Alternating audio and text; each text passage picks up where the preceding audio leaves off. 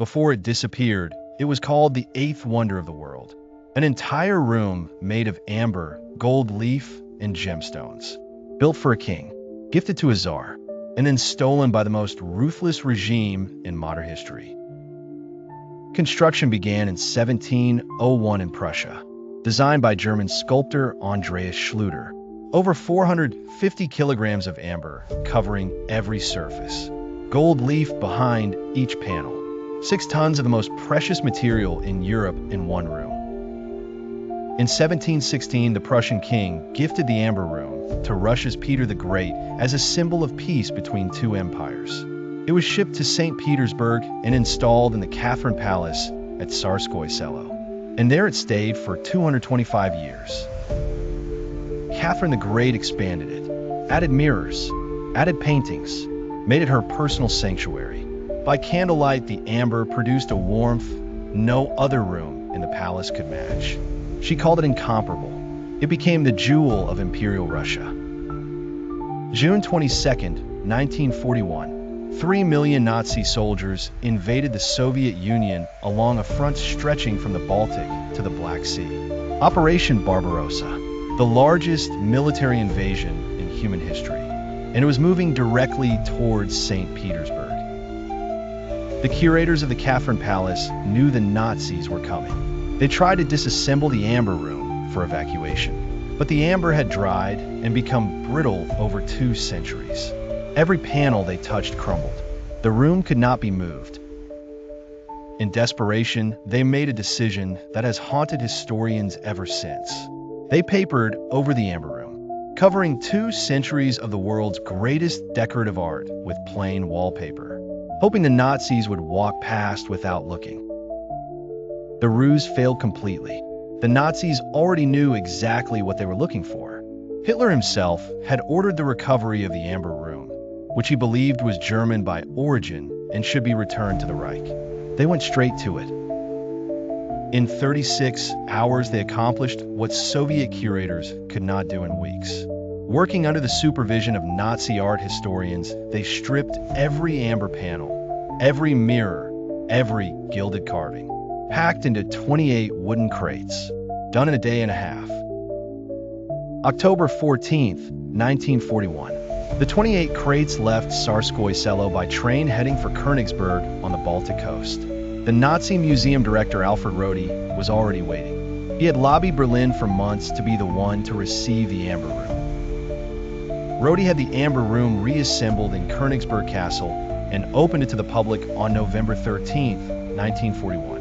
A Nazi newspaper announced the triumph.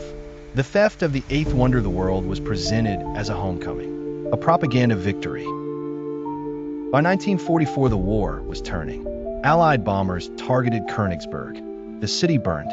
The castle took direct hits. And somewhere in the rubble and ash were 28 crates containing the most valuable decorative artwork ever assembled. Where were they? January 12, 1945. A German museum director recorded the last confirmed sighting of the Amber Room. The panels were in the castle basement, partially damaged. Still there. 12 days later, Soviet forces closed in on Königsberg, and the trail went cold. When Soviet forces entered Königsberg, they searched the ruins immediately. They found the empty crates. They found fragments of burned amber. But the panels themselves, hundreds of kilograms of carved amber and gold, were gone. Completely gone. Within weeks of the war, ending the question was already global. Where was the Amber Room? The greatest art theft in human history had produced the greatest art mystery in human history. And nobody, not the Soviets, not the Allies, had any answers.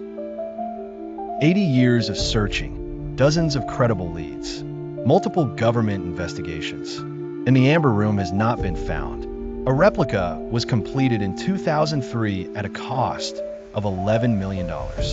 The original is still out there, somewhere.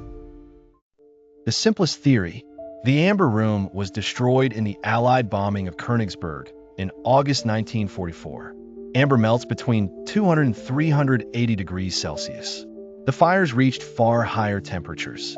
Professor Brusov found burned mosaic remains in the cellar.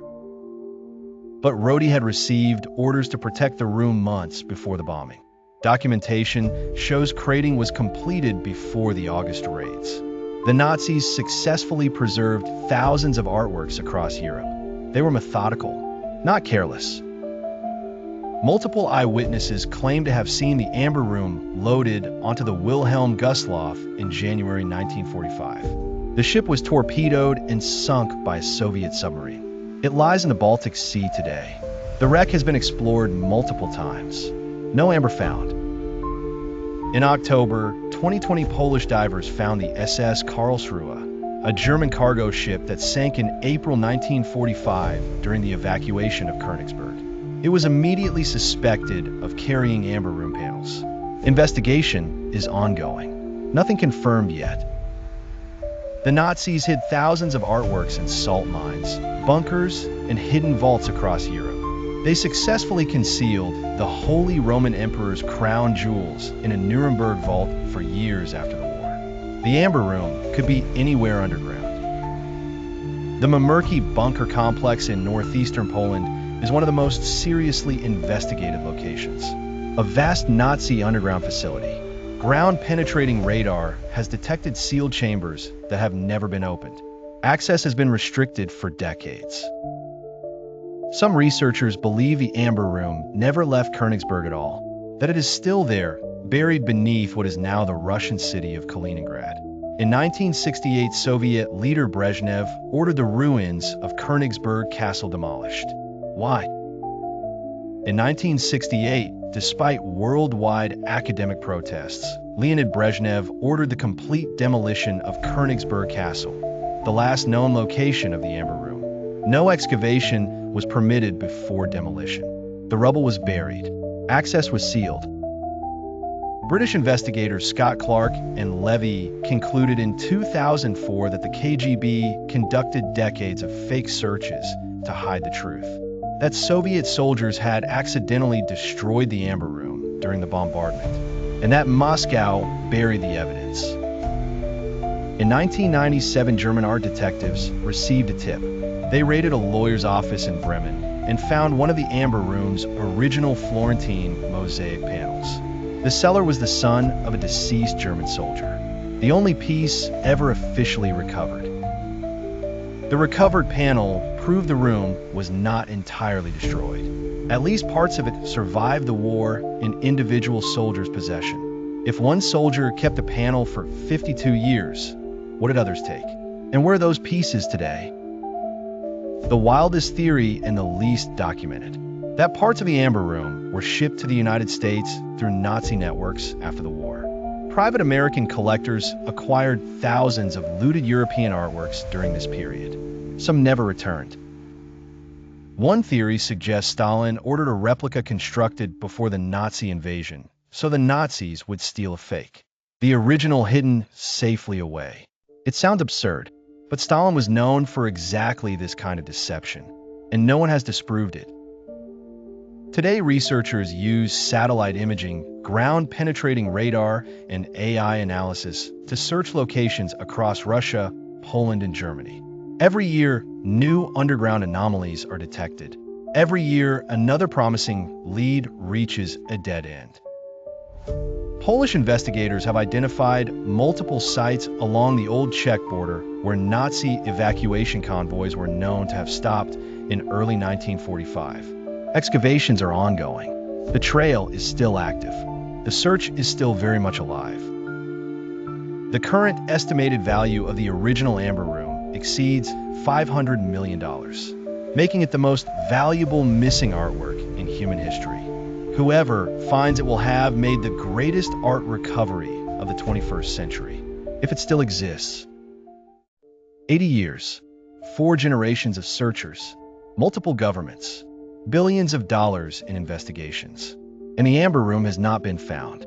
No other missing artwork in human history has been searched for this long with so little result. In 1979, the Soviet government began reconstruction.